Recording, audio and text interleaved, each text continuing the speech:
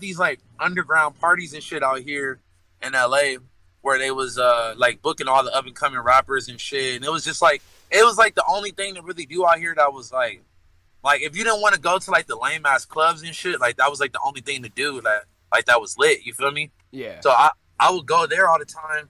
I just met hella people there, you know, selling them shit or whatever the fuck. And that's how I met Adam, like fucking selling that nigga coke or some shit like that. I forgot. Okay.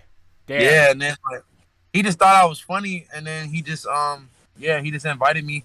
He invited me on an episode of No Jumper, and I remember I wasn't even in LA, bro. I was hella far away from LA, and I had like $20 in my wallet.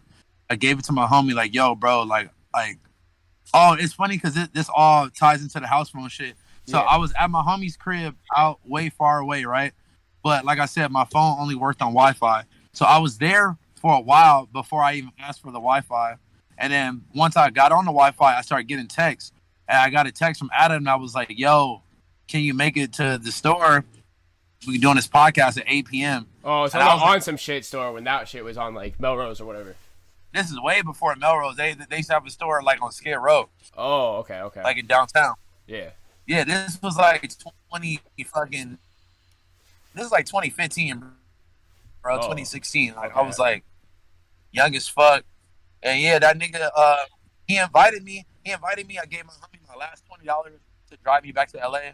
And boom, the rest was history. That was kind of the same making music too, so it kind of just all like snowballed like at the same time. You feel me? How'd you feel at that point? Like when that happened, when you met him and he hit you up to go on to the show, was that crazy to you? Because like, were you already tapped in with his shit like that, or was he just kind of someone who like you were like, oh, yeah, it's cool to meet this dude, or like?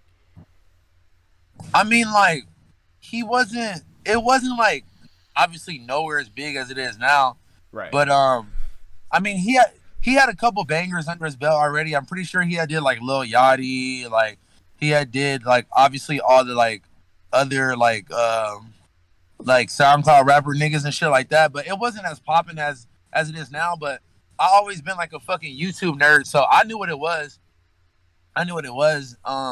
From early on because I would just watch interviews and shit. And I think I saw like the Ian Connor one first, and then like a couple other ones. So like I knew who he was.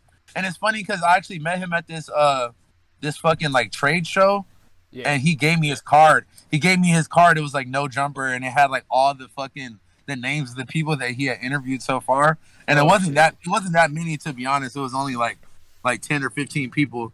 But yeah, no, it was cool. Like I don't think I looked at it as like a big deal like that because like I don't know. It just No Jumper like wasn't a huge deal at the time type shit. Yeah, nah, like it was still very early on. You feel me? So like, so you kind of really were there from the jump, like in a sense, no pun intended. Nah, for real, nah.